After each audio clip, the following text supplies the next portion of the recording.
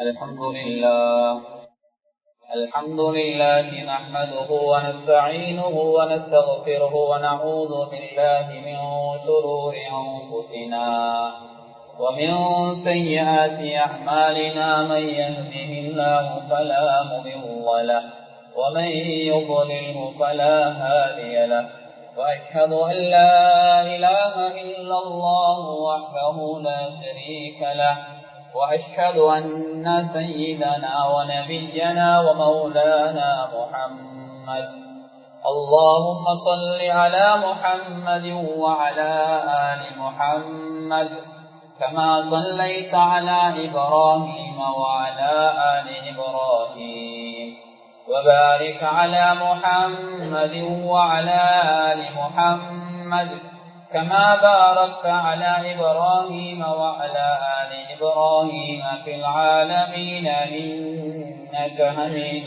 مجيد صلى الله عليه وآله وأزواجه وذرياته وأصحابه وأهل بيته أجمعين وأوصيكم عباد الله وإياي أولا بتقوى الله فإن التقوى رأس الأمور أما بعد فقد قال الله تبارك وتعالى في كلامه الكريم أعوذ بالله من الشيطان الرجيم بسم الله الرحمن الرحيم وأنفقوا مما رزقناكم من قبل أن يأتي أحدكم الموت فيقول رب لولا أخرتني إلى أجل قريب وأصدق وأكن من الصالحين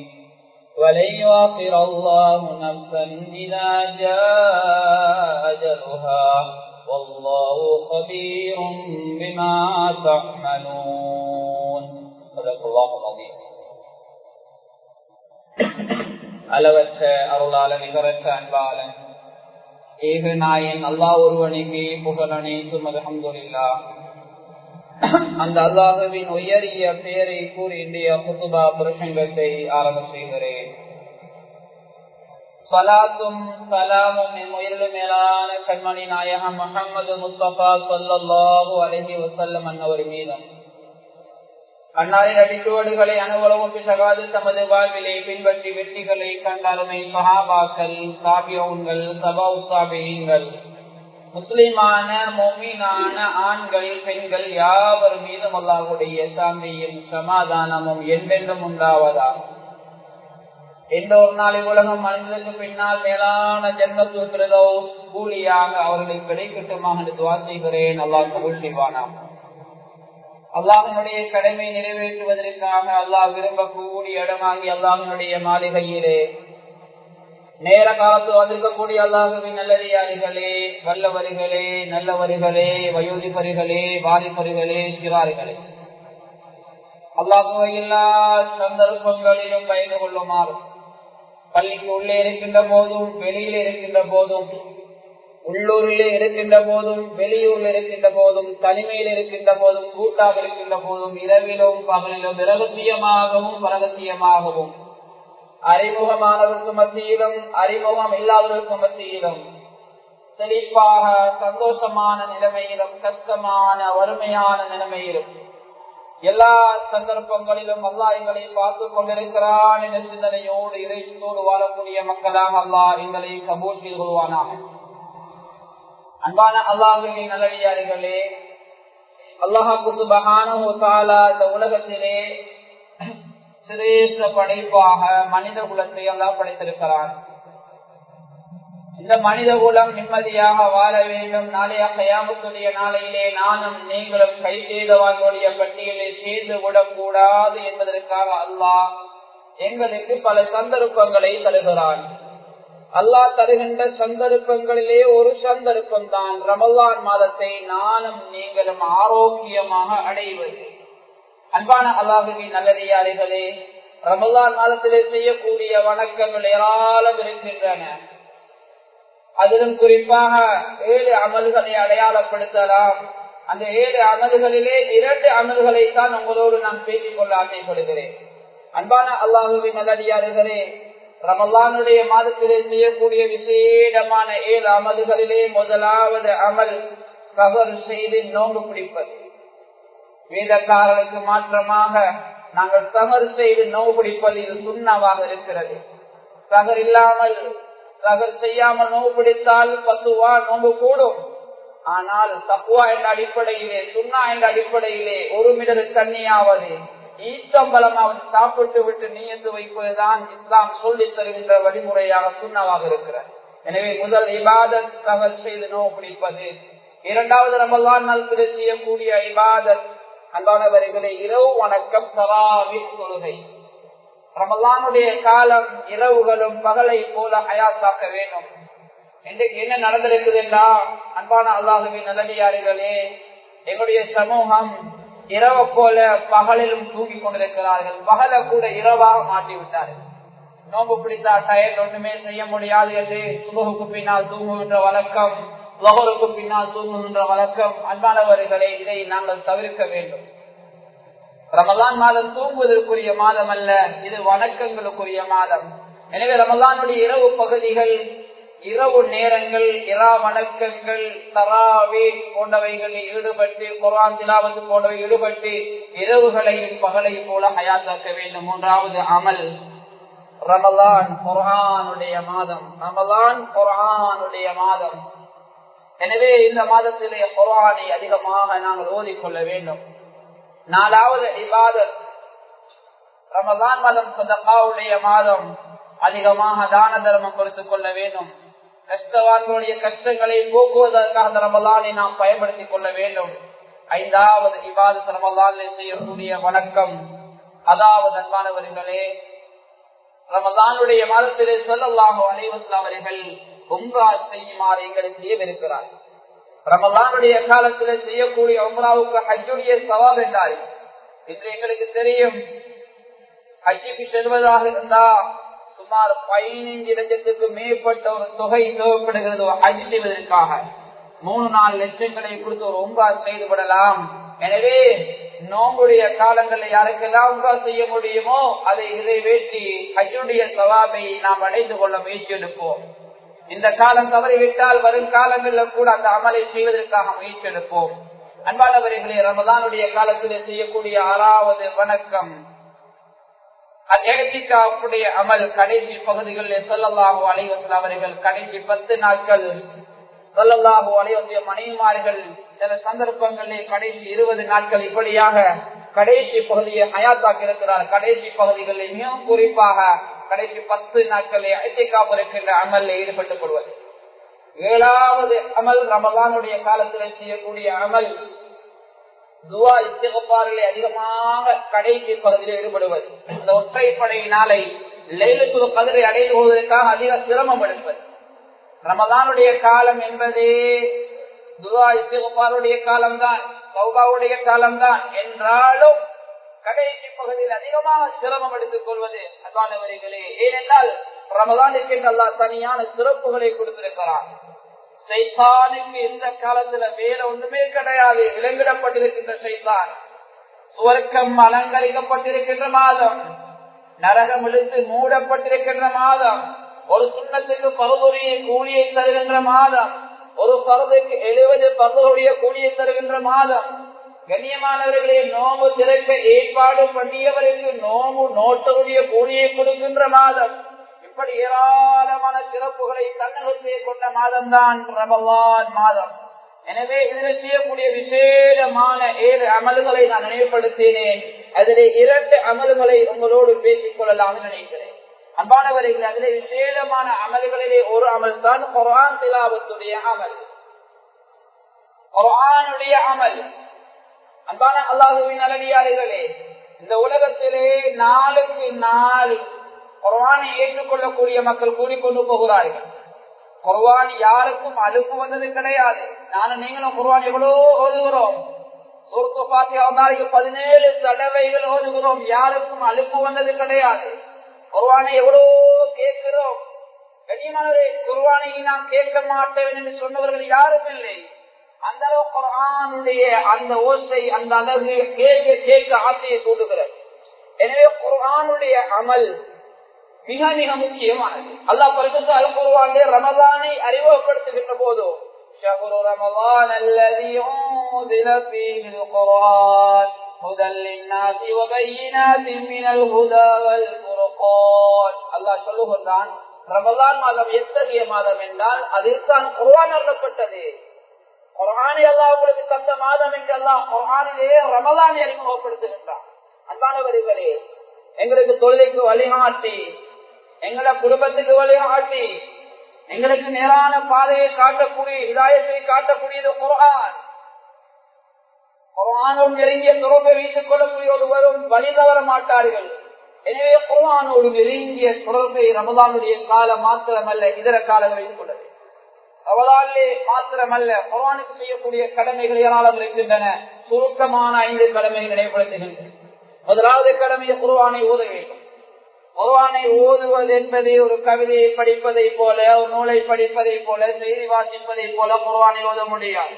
குர்ஆனை ஓதுவதற்கு ஒரு முறை இருக்கிறது. வலத்திலில் குர்ஆன தர்தீலா, குர்ஆனை அழகாக நிறுத்தி தர்தீலாக ஓதுவீராக என்று அல்லாஹ் பரிசுத்த அல் குர்ஆனை சொல்கிறார். எனவே குர்ஆனை ஓதுகின்ற அந்த முறையை உலமாக்களை, ஹாஃபிழ்களை, காரிகளை அணுகி நாங்கள் கேட்டு குர்ஆனை ஓத வேண்டும். குர்ஆனை நல்ல முறையில் ஓதுகின்ற போது அன்பானவர்களே, 6666 ஆயத்துகள், 114 சூறாக்கள், என்னென்ன சிறப்புகள் எல்லாம் கொடுப்பதாக ஸல்லல்லாஹு அலைஹி வஸல்லம் சொல்லி தந்தார்களோ அந்த எல்லா சிறப்புக்குரிய மனிதராக ஒரு மனிதன் கருத்திலாக அழகான முறையிலே தஜ்வீத் முறையோடு குர்ஆனை ஓதினால் அந்த சிறப்புக்குரிய மனிதராக மாறுகிறார். அன்பான அல்லாஹ்வின் நல்லடியார்களே, அது மாத்திரமல்ல, தனித்தனி சூறாக்களுக்கு தனித்தனி சிறப்புகள் அமைச்சிருக்கிறான். எந்த வீட்டுல சூரா பக்ரா ஓதப்படுவதோ அங்கு ஷைத்தான் இருக்க மாட்டான். ஷைத்தான் விரண்டோடி வருவான். எங்கட வீட்டுல ஷைத்தான் இருக்கக்கூடாதுன்னு ஆசைப்படுகிறோமா? எங்கட பிள்ளைக்கு ஷைத்தான் பிடிக்க கூடாதுன்னு ஆசைப்படுகிறோமா? எங்கட மனைவி ஷைத்தான் இல்லாமல் ஷைத்தான் தன்மை வரக்கூடாதுன்னு ஆசைப்படுகிறோமா? எங்கட அக்கம் பக்கத்தில் உள்ள மக்களுக்கு ஷைத்தான் பிடிக்க கூடாதுன்னு ஆசைப்படுகிறோமா? சூரத்து பக்ரா ஓதி நண்பானவர்களே, ஷைத்தான் வீட்டுல இல்ல, உங்க ஊர்லயே குடியிருக்க மாட்டான். எந்த வியாபாரி தன்னுடைய தொழில் ஸ்தாபனத்துல தன்னுடைய தொழிலுக்கு போகின்ற போது, விவசாயத்துக்கு போகின்ற போது, வியாபாரத்துக்கு போகின்ற போது சூரத்து வாக்கியாவை ஓதிவிட்டு போகின்றாரோ அன்பானவர்களே, அவருடைய வியாபாரத்துக்கு நஷ்ட காண மாட்டார். கடன் இல்லாத வியாபாரம் அன்பானவர்களே, அவர் நஷ்டாக மாட்டார். குர்ஆன் அவரை பாதுகாக்கும். குர்ஆன் சொல்லுகின்ற உண்மையானவர்களே, யாருடைய வாழ்க்கையில சூரா முழுக்க இருக்குமோ அல்லாஹ் அவருக்கு கண்ணியத்தை கொடுப்பான். யாருடைய வாழ்க்கையில அதிகமா குர்ஆன் இருக்குமோ அல்லாஹ் குர்ஆனை கொண்டு அவர் உள்ளத்தை அதாவது போதுமானதாக ஆக்குவான். இன்னைக்கு நாங்க என்ன சொல்றது, குர்ஆனை ஓதுறதுக்கு சிலத்தை கேட்டா குர்ஆனை ஓத இல்லையா, அவங்க சொல்லக்கூடிய பதில் என்ன தெரியுமா? நேரம் கிடைச்சா குர்ஆன் ஓதுன்னு சொல்லுவாங்க. அதனால நேரம் கிடைச்சா குர்ஆன் ஓதுறன்னு சொன்னால் குர்ஆனை கணக்கு இல்லாமல் எடுக்கிறோம். நேரம் ஒதுக்கி குர்ஆன் ஓத வேண்டும். நேரம் கிடைத்தா குர்ஆன் ஓதுவதற்கு ஏதோ காணாமல் கூட பொருள் அல்ல. குர்ஆன் என்பது எங்களுடைய வேதம். நாளைய கியாமத்துடைய நாளில் நானும் நீங்களும் அல்லாஹ் எங்களிடத்தில் கேட்க போகின்றான். உங்களுடைய இமாம் உங்களுக்கு வழிகாட்டி, தொழிலுக்கு வழிகாட்டி, குடும்பத்துக்கு வழிகாட்டி, வியாபாரத்துக்கு வழிகாட்டி, இந்த உலகத்தில் நீங்கள் பின்பற்றி நடந்த இமாம் எது என்று கேட்கின்ற போது நானும் நீங்கள் ஒரே பதிலை சொல்வோம், குர்ஆன் என்று. அன்பானவர்கள், அந்த குர்ஆன் என்று பதில் சொல்வதாக இருந்தால் கருத்திலே ஒரு தொங்க போட்டு விட்டு கையால் பதில் சொல்வதல்ல, எழுதி தொங்க போட்ட பதிலை சொல்வதல்ல, என்னுடைய வாழ்க்கை பதில் சொல்ல வேண்டும். எனவே குர்ஆனை நல்ல முறையிலே ஓதினால்தான், குர்ஆனுடைய வாழ்க்கையில் இருந்தால்தான் மறுமையிலே நல்ல பதில் கிடைக்கும், நல்ல பதில் வரும். எனவே குர்ஆனுக்கு செய்யக்கூடிய முதல் கடமை குர்ஆனை ஓத வேண்டும். இரண்டாவது குர்ஆனுக்கு செய்யக்கூடிய கடமை, குர்ஆன் எங்கெல்லாம் ஓதப்படுவதோ காது கொடுத்து குர்ஆனை கேட்க வேண்டும். அல்லாஹ்வுடைய வார்த்தை குர்ஆன். எங்கட சின்ன பிள்ளை ஓதலாம், எங்கட மகள் ஓதலாம், மகன் ஓதலாம், பேரன் பேட்டி ஓதலாம். அன்பானவர்களே, குர்ஆன் ஓதப்படக்கூடிய பிள்ளை சிறுதாக இருந்தாலும் ஓதக்கூடிய விடயம் இருக்குது. அது அல்லாஹ்வுடைய வார்த்தைகள். அதை அமைதியாக வேறு விடயங்களில் ஈடுபடாமல் கேட்க வேண்டும். இதுக்கு என்ன நடக்குதுன்னா சில பிள்ளைகள் சொல்லுவார், ஹஜ்ரத் எனக்கு குர்ஆன் ஓதுறாங்க சுபஹுக்கு பின்னால மக்ரிபுக்கு பின்னால. என்னுடைய வாப்பாவும் உம்மாவும் என்னுடைய நடா அல்லது என்னுடைய அபி உம்மி என்ன செய்யறாங்கடா, போன நோண்டி கொண்டு ஏதோ பார்த்து கொண்டிருக்கிறாங்க, அல்லது டெலிவிஷனை பார்த்து கொண்டிருக்கிறாங்க, அல்லது ரேடியோவில் அவங்கள காலம் போகுது. எனக்கு அந்த சத்தம் காதில் கூட கேட்பதால குர்ஆன் ஓதலாம் அல்லது எத்தனையோ பிள்ளைகள் தன்னுடைய தாய் சாப்பிட பற்றி கம்ப்ளைண்ட் தரலாம். இன்னும் சில பிள்ளைகள் சொல்லுவாங்க, அதுல மகரிபானா இருட்டானா எங்கட வாப்பா எங்களை கூட்டிட்டு எங்கேயாலும் போயிடுவாங்க, 8-9 மணிக்கு தான் திரும்ப வீட்டுக்கு வருவாங்க, அந்த நேரத்துல தான் நான் ஓத வேண்டும், ஹோம் ஒர்க் செய்ய வேண்டும் என்பானவர்களே. அதுக்கு பின்னால 8-9 மணிக்கு வீட்டுக்கு வந்தா ஹோம் ஒர்க் செய்யவா, குர்ஆன் ஓதவா, குர்ஆன் ஓதையோ நாளைக்கு கேட்கறதுக்கு யாரும் இல்லையே, நாளைக்கு ஸ்கூலுக்கு போனா ஹோம் ஒர்க்க பார்ப்பாங்க, அதனால அதை செய்யறேன்னு எத்தனையோ பிள்ளைகள் சொல்றாங்க. அம்மானவர்களே, பிள்ளைகள் உங்களுக்கு எதிரியாக நாளைய மறுமையில் ஆக்கிவிடாது. பிள்ளைகள் உங்களுடைய செல்வம், அந்த செல்வத்தை கொண்டு நானும் நீங்கள் சுவர்க்கத்தில் இருக்க வேண்டும். அந்த செல்வங்களை கொண்டு துரதிர்ஷ்டவசமாக நரகிலே போய்விடக் கூடாது. சொல்லுவார்கள், பிள்ளை கிடைக்கின்ற வழியை விட பிள்ளை இல்லாதவர்களுக்குள்ள வழி அதிகம் என்பார்கள். பிள்ளை கிடைக்கின்ற வழி கொஞ்ச நேரத்தோடு நின்றுவிடும், பிள்ளை இல்லாதவருக்கு கால முழுக்க கவலை வலி யோசனையாக இருக்கும். எனவே குழந்தையை தந்திருக்கின்ற அல்லாஹ் அதை நல்ல முறையில் பயன்படுத்திக் கொள்வோம். எனவே கண்ணியமானவர்களே, குர்ஆனை முதலாவது ஓத வேண்டும். இரண்டாவது, குர்ஆன் இங்கே நான் ஓதப்படுவதோ காது கொடுத்து கேட்க வேண்டும். மூணாவது, குர்ஆனுக்கு செய்யக்கூடிய அமல் குர்ஆனுடைய சூறாக்களை உள்ளத்தில் கொள்வது. குர்ஆன் என்பது எழுத்து வடிவில எழுதி தொங்க போடுறதுக்கு அல்ல, சாபராணி பிடிப்பதற்கு அல்ல. அது ஒரு பகுதியாக இருந்தாலும் குர்ஆனுடைய உள்ளத்துக்கு வர வேண்டும். யாருடைய உள்ளத்துல குர்ஆன்ல கொஞ்சமே இல்லையோ, ஒரு சூறா கூட இல்லையோ, யாசி கூட இல்லையோ, அன்பானவர்களே, அவருடைய உள்ளம் இருக்கிறதே ஸல்லல்லாஹு அலைஹி சொன்னார்கள், கல் பைத்தில் ஹரிப், பாலடைந்த வீட்டுக்கு சமன். பாலடைந்த வீட்டின் பக்கம் யாருமே செல்ல மாட்டார்கள், அங்கு சைத்தான் தான் குடியிருப்பான், அந்த பாதையிலும் யாரும் போக மாட்டார்கள். அன்பானவர்களே, அப்படிப்பட்ட துருப்பாக்கியவான், அப்படிப்பட்ட நஷ்டவாளி குர்ஆனிலே கொஞ்சமே உள்ளத்திலே இல்லாதவர். எனவே குர்ஆனை முடியுமான சூறாக்களை ஹிஃப்ஸ் செய்வோம். அடுத்ததாக குர்ஆனுக்கு செய்யக்கூடிய கடமை, குர்ஆனுடைய கருத்துக்களை நானும் நீங்கள் விளங்க வேண்டும். அன்றில் இன்று வரைக்கும் குர்ஆன் ஓதுகிறோம். சூரா ஃபாத்திஹாவுடைய கருத்து எங்கள் எத்தனை பேருக்கு தெரியும்? கனிமலர்களை கொஞ்சம் யோசித்து பாருங்க. ஒரு நாளைக்கு சூரா ஃபாத்திஹா 17 தடவைகள் பரவான தொழுகையில மட்டும் ஓதுகிறோம். ஏனைய நேரங்கள் சொல்ல இல்லை. பரவான தொழுகையில 17 ரகாத்துகளிலும் 17 தடவைகள் சூரா ஃபாத்திஹா ஓதியே ஆக வேண்டும், கட்டாயம். அந்த சூரா ஃபாத்திஹாவுடைய கருத்து தெரியாமத்தான் நானும் நீங்களும் குர்ஆன் ஓதுகிறோம். ஏதோ சில மதங்களை நினைவுபடுத்துகின்ற அந்த ஓசை, அந்த சத்தம் போவதை போல, கருத்து தெரியாத சத்தம் போவதை போல நானும் நீங்கள் இன்னும் குர்ஆனை ஓதிக் கொண்டிருக்கிறோம் என்றால் வாழ்க்கையிலே எத்தனை ரமலான் வந்தும் என்ன மாற்றம்? இன்னும் மாற்றம் எங்களுக்கு ஏற்படவில்லை. இந்த ரமலானை மாற்றத்துக்குரிய மாதமாக மாற்றுங்கள் அன்பானவர்களே. எனவே குர்ஆனுடைய கருத்துக்களை விளங்குங்கள். குர்ஆனை ஓதுகின்ற போது அல்லாஹ் நேரடியாக எங்களோடு கதைக்கிறான், பேசுகின்றான். இமாம் குர்ஆனை ஓதுகிறார், அல்ஹம்துலில்லாஹி ரப்பில் ஆலமீன். உலகத்தாருடைய ரப்பு அல்லாஹ், உனக்கு எல்லா புகழும் என்று அல்லாஹ்வை புகழும் என்ற போது அல்லாஹ் சொல்லுகிறான், ஹமிதனி அப்தி, என்னுடைய அடியான் என்னை புகழ்ந்து விட்டான். அல்லாஹ் நேரடியாக எங்களோடு கதைக்கிறான். அர் ரஹ்மானிர் ரஹீம், அளவற்ற அருளாளன் அவன், அவன்தான் நிகரற்ற அன்பாளன். இந்த உலகத்திலே நல்லவர்களுக்கு கெட்டவர் எல்லோருக்கும் இறக்க காட்டக்கூடியவன், மறுமையிலே நல்லவர்களை மாத்திரம் கபூல் செய்யக்கூடியவன். இப்படி சொல்லுகின்ற போதும் அல்லாஹ் சொல்லுகின்றான், அஸ்னா அலைய அப்தி, என்னுடைய அடியான் என்னை குறிப்பாக ஆக்கி புகழ்ந்து விட்டான். அல்லாஹ் இவரோடு கருத்து கொண்டிருக்கிறான். மாலிக் யௌமித்தீன், இறைவா மறுமை நாளின் மாலிக் நீதான். மாலிக்குல் முலூக், அரசர்களுக்கெல்லாம் அரசர் நீதான். எந்தெந்த நாடை, எந்தெந்த கண்ட்ரியை, எந்தெந்த அரசர் ஆட்சி பண்ணுகிறாரோ எல்லா ஆட்சியாளருக்கு நாளைய கியாமத்துடைய நாளைய இறைவா நீதான் அரசன் என்று சொல்கின்ற போது அல்லாஹ் அந்த அடியாரோடு பேசுகிறான், மஜ்ஜதனி அப்தி, என்னுடைய அடியான் என்னை கீர்த்தியாக்கி விட்டான், என்னை மேன்மைப்படுத்தி விட்டான். கண்ணியமானவர்களே, இப்படி ஒவ்வொரு ஆயத்துகளையும் ஓத ஓத அல்லாஹ் இவரோடு கலைத்துக் கொண்டிருக்கிறார். எனவே குர்ஆனுடைய கருத்துக்களை நாங்கள் விளங்க வேண்டும். அதற்கு பயான் செய்கின்ற போது சில குர்ஆனுடைய ஆயத்துக்களை ஓதுகின்ற போது அவரை அறியாமல் கண்ணீர் வடித்து விடுவார். அல்லாஹ்வுடைய பயத்தால் அந்த குர்ஆனுடைய கருத்தை விளங்கி கண்ணீர் வடித்து விடுவார். அந்த கண்ணீரை பார்த்து நானும் நீங்களும் கண்ணீர் வடிக்கிறோம். எதற்காக கண்ணீர் வடிக்கிறோம்? கருத்தை விளங்கிய மஹ்மூம்கள் அந்த பயானை கேட்கக்கூடிய கண்ணீர் வடிக்கிறார் இல்லை. அதற்கு தருகிறார் தனியா அவரை அளவிடக் கூடாது, அவரோடு சேர்ந்து நாங்கள் அழுவோம் என்று அவரோடு சேர்ந்து எல்லோரும் அழுவார்கள். அழுகையில் ஒரு வகைதான் ஒருவர் அழுகிறார், அவரை பார்த்து காரணம் தெரியாமல் உம்மா அழுது கொண்டிருக்கிறார், மகன் ஓடோடி வருகிறார், உம்மா அழுகிறீங்கன்னு கேட்க மாட்டான், உம்மாவோடு சேர்ந்து அவர் அழுவார். அதற்கு பின்னால்தான் ஏன் உம்மா அழுகிறீங்கன்னு கேட்கிறார். அதே போல ஹதரத் குர்ஆனுடைய சில வசனங்கள் ஓதப்படுகின்ற போது கண்ணீர் வடிக்கின்ற போது சிலர் குர்ஆனுடைய அந்த கருத்துக்களை ஹதரத் கண்ணீர் வடிக்கின்ற சந்தர்ப்பத்திலே மற்றவர்கள் கண்ணீர் வடிப்பார்கள். எதற்காக?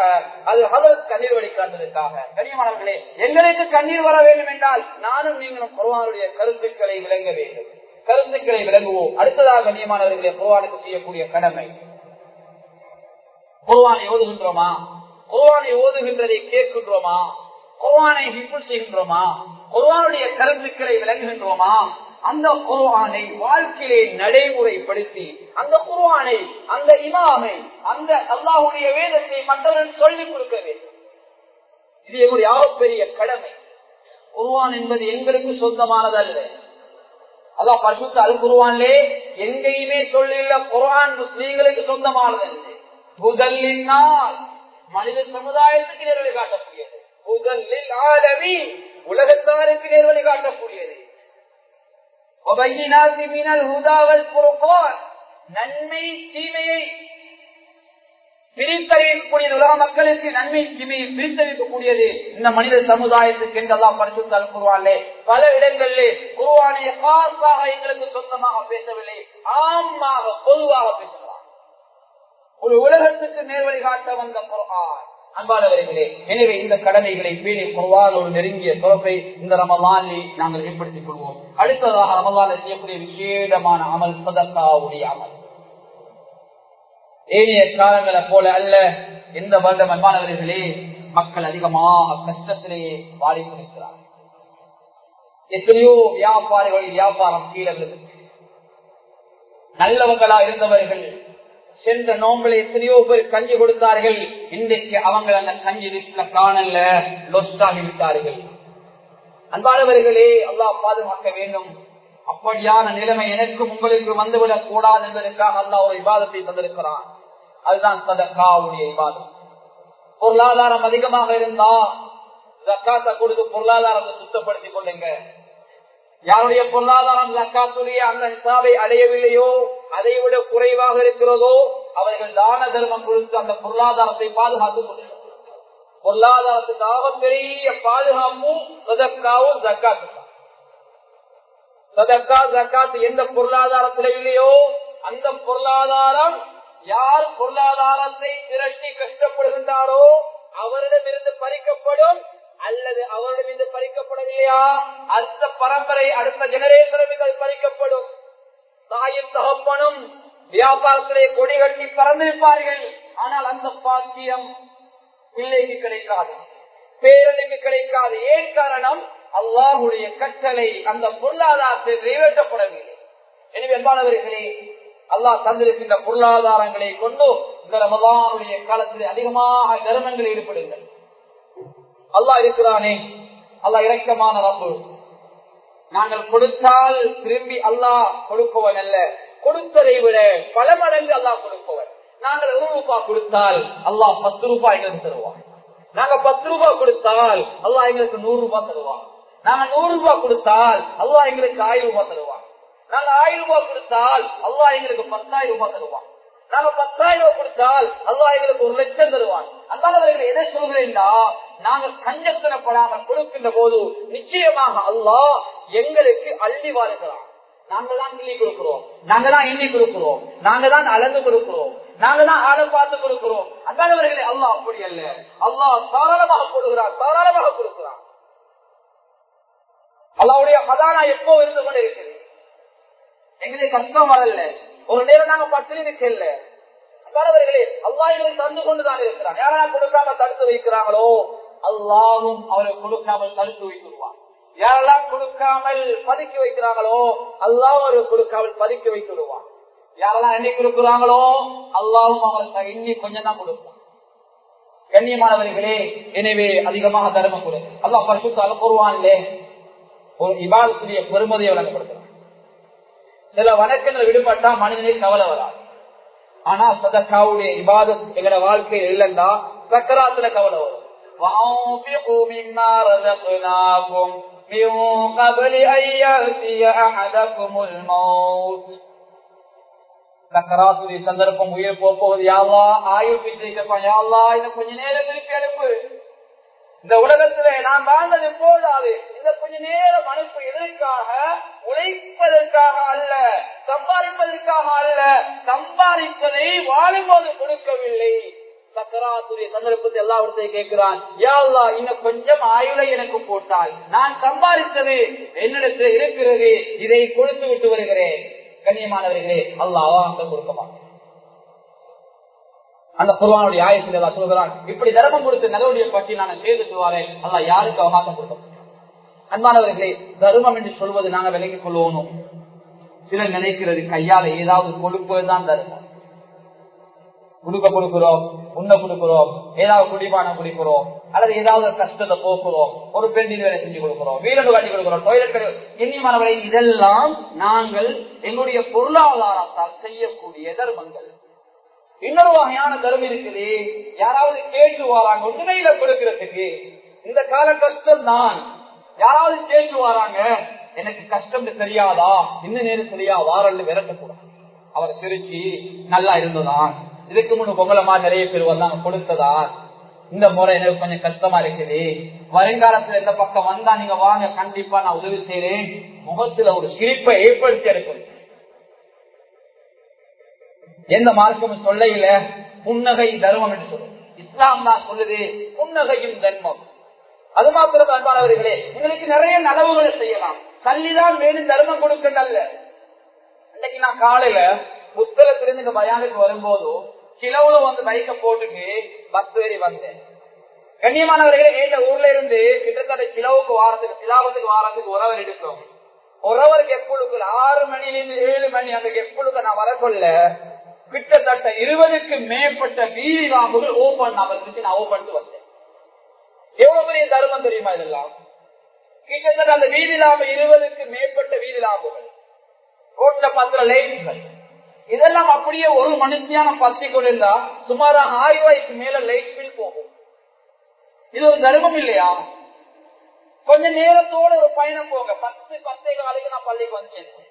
கொஞ்சம் நேர காலத்துல பள்ளியில இருந்து நாம பயணம் போறோம், அல்லது வீட்டுல இருந்து ஒரு பயணம் போறோம். மன்மானவர்கள் கொஞ்ச நேரத்தோட போங்க. எங்களுக்கு ஆபத்து நடக்குமோ நடக்காது அது எங்களுக்கு தெரியாது. இன்னொருக்கு ஏதாவது நடந்தால், இன்னொரு எச்சிடம் ஆகிட்டால் அவருக்கு முதலுதவியாக செய்யலுமே. நான் எத்தனையோ சந்தர்ப்பங்களை பார்த்திருக்கிறேன். அண்மையில ஒரு பயணம் போக்கல்ல ஒரு தாயை ஏற்றி கொண்டு ஒரு மகன் ரோட்ல இருக்கிறாரு, வெயில், எத்தனையோ பைக் போகுது, எத்தனையோ திரும்பி போகுது. ஆனா யாரும் நிப்பாட்ட இல்ல. பக்கத்துல நிப்பாட்டிக்க என்ன பிரச்சனை? ஒரு பிள்ளை, சின்ன பிள்ளை அந்த தாய் வச்சு கொண்டிருக்கிறான். சொன்னா எங்களை பெட்ரோல் முடிஞ்சு முன்னுக்குள்ள செட்ல பெட்ரோல் கொடுக்குறாங்க, 2-3 கிலோமீட்டர் போகணும், கொஞ்சம் தாரீங்களா? சரி நான் தான். கண்ணியமானவர்களே, அவர் அந்த இடத்துக்கு போக வரைக்கும் உள்ள பெட்ரோல் எடுத்து கொடுத்தேன். எதை சொல்றேன்னா இதெல்லாம் ஈஸியா எல்லாருக்கும் செய்யணும். எவ்வளவு பெரிய தர்மம்! கொடுத்த பெட்ரோல் ஆயிரக்கணக்கான பெட்ரோல் ரூபாயா இல்ல, இதெல்லாம் கையால பணம் போகாமல் செய்யக்கூடிய தர்மங்கள் பரவாயில்லை. எனவே அதிகமாக தர்மம் கொடுப்போம். நிச்சயமாக வாழ்க்கையில நிறைய பரக்கத்தை பார்க்கிறோம். தர்மம் தலைதான் பலாய் முசீபத்தை விட்டு எங்களை பாதுகாக்கும். அதனால் அன்பானவர்களே, இந்த ரமலான்ல நிறைய பேர் கஞ்சி கொடுக்கிறீங்க, மாஷா அல்லாஹ் சந்தோஷம். நிறைய பேர் நோம்பு திருப்ப ஏற்பாடு இஃப்தார்கள் செய்றீங்க, மாஷா அல்லாஹ் சந்தோஷம். ஆனா இனி எத்தனையோ பேர் சென்ற வருடங்களை விட இந்த வருடம் கஷ்டகார மக்களை இனங்காணலாது நல்ல முறையில் இருந்தவங்க நாங்க கேட்டா நாங்களும் கஷ்டவாதி என்று அடையாளப்படுத்துறவங்களோ என்று நிறைய பேர் யோசிக்கிறாங்க. அதனால் அப்படியானவர்கள் இனம் கண்டு உங்களோட தான தர்மங்களை கொடுங்க. நிச்சயமாக அவங்க வாழ்க்கையில பரக்கத்தை ஏற்படுத்துவாங்க. அதிலும் குறிப்பாக ரமலானுடைய காலம் எங்களோட பள்ளியில கடமை செய்யக்கூடிய ஹதரத்துமார், முஅத்தின்மார், பள்ளி ஊழியர், கண்ணியமானவர்களே, ஒரு பிள்ளைக்கு பேர் வைக்கணுமா ஹதரத்துல ஓடிவார். வீட்டுல ஏதாவது ஒரு தேவையா அதற்கு ஓட்டுவாங்க, கடையில துறக்க போறோமா அதற்கு வாங்க வரோம். அதற்கு வருடம் முழுக்க ஏதோ ஒரு வேலைக்கு நாம பயன்படுத்துறோம். அவர் பள்ளி வேலைக்கு இருந்தாலும் எங்கட தனிப்பட்ட வேலைக்கு நாம பயன்படுத்துறோம். இது ரமலான் அவருடைய உள்ளங்கள்ல சந்தோஷத்தை ஏற்படுத்தக்கூடிய மாதம். பள்ளியால் ஒரு கணக்கு செய்து கொடுப்பாங்க, சொசைட்டிகளால் ஒரு கணக்கு கொடுப்பாங்க. ஆனா ஏண்டாவது பிள்ளைக்கு கை வச்சாரு, ஏண்டாவது என்னுடைய கடையை திறந்து எனக்கு துவா செஞ்சுட்டு போனாரு, எனக்கு இமாமத் செய்யற அவரு, எங்கட பள்ளியில அதான் சொல்ற அவரு, ஏழு பிள்ளைல காதல அதான சொன்ன மாதிரி. கண்ணியமானவர்களே, நான் இந்த வருடம் ஏதாவது கொடுக்கணும் ஒவ்வொரு நியத்தை. கண்ணியமானவர்களே, நீங்க பெரிய லட்சக்கணக்கில் கொடுக்க தேவையில்லை, உங்களால முடியுமானதை கொடுங்க. நிச்சயமா அல்லாஹ் பரக்கத்தை ஏற்படுத்துவான். வாழ்க்கையில பரக்கத்து செல்றது அன்பானவர்களே, நாங்க எங்களுக்கு துவா செய்யறது மட்டுமே பரக்கத். ஆக பெரிய பரக்கத்து தெரியுமா? மற்றவங்களோட துவா எங்களுக்கு வேணும், அதுதான் பரக்கத். யா அல்லாஹ் என்ன பொருளாதாரத்தை பாதுகாத்துரு, ஏட கடையை பாதுகாத்துரு, ஏட விவசாயத்தை பாதுகாத்துரு, ஏட விவசாயத்துக்கு மழை அடைக்குது. இது இல்ல பெருமதி. இன்னொருத்தர் உங்களை பொருளாதார துவா செய்யும், இன்னொருத்தர் உங்களை கடைக்கு துவா செய்யும். அன்பானவர்களே, இந்த வகையில தர்மம் கொடுங்க, நிச்சயமாக அல்லாஹ் உங்களோட துவாக்களை தட்டமா. நாங்க தர்மம் கொடுக்கிறோம் எதுக்காக? துவாவுக்காக. ஒப்போவா துவா வரும், துவா செய்யுமாறு சொல்லாவிட்டாலும் ஒரு துவா செய்வார்கள். எனவே கண்ணியமானவர்களே, சதக்காவுடைய அமல் அதிகமாக ஈடுபட்டுக் கொள்வோம். ஸல்லல்லாஹு அலைஹி வஸல்லம் ஹதீஸில் ஏராளமாக சொல்லி தந்தார்கள் சதக்காவுடைய பெருமதிகளை. கெட்ட மௌத்தை விட்டு நீங்கள் சதக்கா பாதுகாக்கும். அது ஒரு பல இடங்கள்ல மௌத்து வராது. நிறைய கயாமத்துடைய பாபு சதக்கா சதக்கா என்ற ஒரு வாயிலையே அமைத்திருக்கிறார். எனவே கண்ணியமானவர்களே, நீங்க நீண்ட நேரம் பேசவில்லை, நிறைய புத்துமாக்கள், நிறைய நல்ல செய்திகளை நீங்கள் கேட்டுக் கொண்டிருக்கிறீர்கள். தராவியுடைய பயான்களுக்கு ஏற்பாடு பண்ணப்பட்டிருக்கிறது. சுபகுடைய பயன்கள் தொடர்ந்து இந்த பள்ளிகளில் ஒவ்வொரு சனி ஞாயிறு போன நாட்களில் இடம்பெற்று வருகின்ற நிலையிலே மிக சுருக்கமான 2 விடயங்களை நினைவுபடுத்தினேன். குர்ஆனோடு நெருங்கிய தொடர்பு ஏற்படுத்துங்கள், அது எங்களுடைய இமாம். குர்ஆனுக்கு பெருமதியை கொடுங்கள். உங்களோட வீட்டுல உள்ள டிவியை கொஞ்சம் பாருங்கள், போனை கொஞ்சம் பாருங்கள். அதுக்கு எவ்வளவு மரியாதை கொடுக்கிறீர்கள், அதுக்கு எவ்வளவு பாதுகாப்பு கொடுக்கிறீர்கள். ஒரு போனுடைய கவரை பிஞ்சிட்டா அதுக்கு ஒரு கவரை வாங்கி போடுறீங்க. உங்களோட போனுடைய ஸ்டிக்கர் போயிட்டா உடனே போன் கடையை போய் ஸ்டிக்கர் ஒட்டுறீங்க.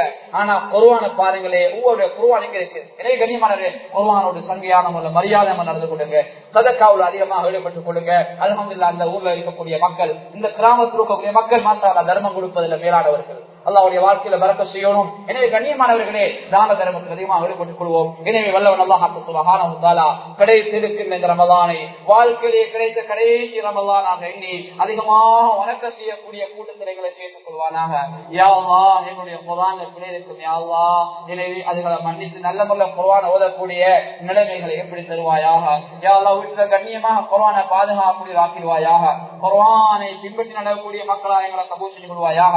சதக்காவை எங்களுடைய வாழ்க்கையில் எல்லா சந்தர்ப்பம் நசீபாக்கிறியா அல்லாஹ். ஒவ்வொரு நாளும் தர்மம் கொடுக்கக்கூடிய பட்டியல் எங்களை சேர்த்துறியா அல்லாஹ். மற்றவருடைய துஆவை எங்களுக்கு ஒவ்வொரு நாள் நசீபாக்கிறியா அல்லாஹ். எங்களை பள்ளியில கடமை செய்யக்கூடிய முஅஸ்ஸின்கள், ஹதரத்துமார், பள்ளி ஊழியருடைய விடயங்கள் நல்ல முறையில் நடக்கக்கூடிய மக்களாக இந்த ஜமாத்தார கபூல் செஞ்சு போயா அல்லாஹ். யா அல்லாஹ், யார் யார் தொழிற்சாபனங்களை கடைகளை வேலை செய்யறாங்களோ அவர்களை கவனிக்கின்ற அவருடைய முகங்களை சிரிப்பை ஏற்படுத்துகின்ற ரமலானாக அந்த ரமலானாக்கி தருவாயாக. நரகிலே இருந்து எங்களை பாதுகாத்த ரமலானாக அந்த ரமலான் ஆக்கி தருவாயாக. எங்களை சுவர்க்கத்தை நிறைவேற்ற ரமலானாக அந்த ரமலான் ஆக்கி தருவாயாக. எங்களை ஈண்டெடுத்த பெற்றோருக்கு சுவர்க்கத்தை பெற்றுக் கொடுத்த ரமலான் ஆக்கி தருவாயாக. யா அல்லாஹ், எங்களுடைய உறவுகளுக்கு நல்லதை செய்து வைத்த நன்மைகளை அனுப்பி வைத்த ரமலான் ஆக்கி தருவாயாக. அதிக தர்மம் கொடுத்த ரமலானாக அந்த ரமலான் ஆக்கி தருவாயாக. யா அல்லாஹ், மௌத்துக்கு முன்னால் தௌபா நசீபாக்கிறியா அல்லாஹ். நாளைய கியாமத்துடைய நாளையில நல்லோர்களை விட்டு எங்களை பிரித்து விடாது யா அல்லாஹ்.